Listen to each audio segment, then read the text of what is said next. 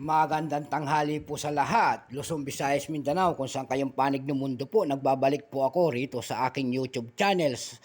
Mountain Channel po, Samuel Soriano TV 29 po. Ayan, para mag-discuss na naman ng another coins na nandyan sa ating harapan po. Ayan.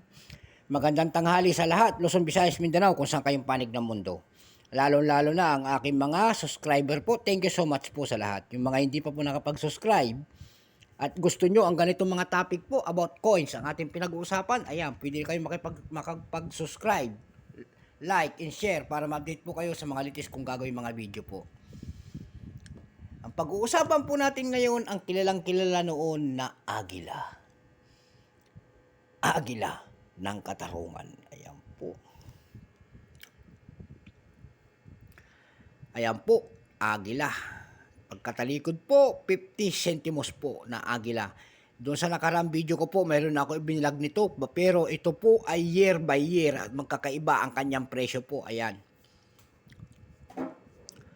Makikita nyo po ang isang imahe ng isang lalaki. Ayan po, nakaharap po sa kaliwang bahagi po at doon sa kanyang baba po, nakalagay ang kanyang pangalan. Siya po ay si Marcelo H. Del Pilar, ang ating bayani.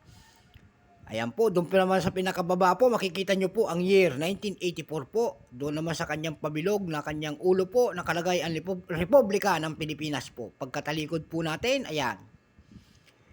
Makikita nyo ang monkey eagle, kung tawagin nila. Ayan po, at ang nakalagay po ay 50 centimos po. Ayan. Kung tawagin po yung monkey eagle na yan, ayan po, ang scientific name ay Pictupaga jeffreys. Ayan. Lupit eh. Lupit. Bago tayo magsimula, kilalanin muna natin siya, syempre. Issue, Philippines po. Period, Republic, 1946 up to date. Type, Standard Circulation Coins. Years, 1983 hanggang 1990. Value po nito, 50 centimos. Currency, piso, 1967 up to date.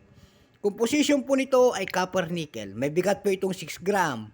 May haba pong 25 mm, may kapal po naman 1.62 mm. Ayan po. Ang hugis po nito ay pabilog. Ayan. Orientation, medal alignment. Demonetized na po ito noong January 2, 1998. Number N-2461. Reference number KM-242. Scientific name Pictupaga jeffreys. Itong 1984 na ito po, ang inilabas ng Bangko Sentral po nito ay 30% lamang.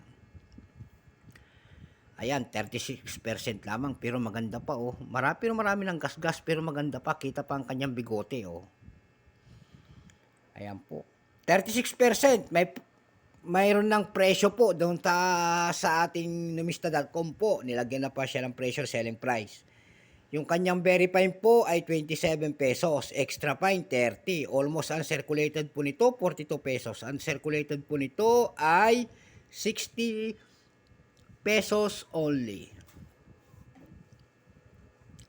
Baka magtaka kayo sa mga ginagamit ko, mga presyo po na very fine. Dude, baka ngayon lang po kayo manood dito sa aking YouTube channel po. Papaliwanag natin ulit.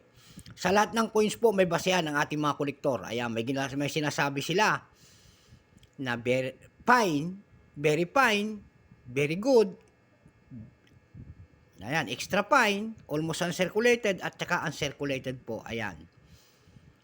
Pag maganda pa ang coins, maganda pa ang presyo. Pag hindi na maganda ang coins, ayan, pangit na ang presyo. Ayan po, ganun lamang po kasimple.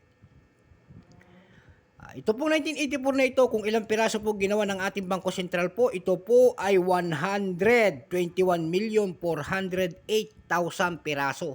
Ayan, marami rin. Dumako naman tayo doon sa kanyang mga pandaigdigang presyo, doon sa ating mga platform. Doon po sa ab.com po, may nagbebenta na nito ng 169. Ayan. 0.90 pesos. May $5 din tayo nakita doon na nagbebenta nito. Ayan. Mayroon din tayo nakita doon na $4.4. Mayroon din pinakamataas doon na $69.99. Ayan. Doon naman po sa ating carousel po, may nakita na tayo nagbebenta nito na 250 pesos at saka isang 600 pesos. Mayroon naman doon isang seller po na nagbebenta po doon. Ayan po.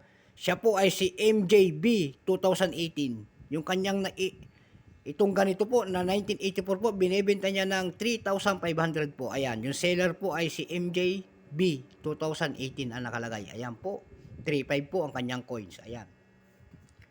Parati kong sinasabi po, noon pa, doon sa una kong vlog dito, kasi tayo na one month na nagbablog mahigit. Ayan po.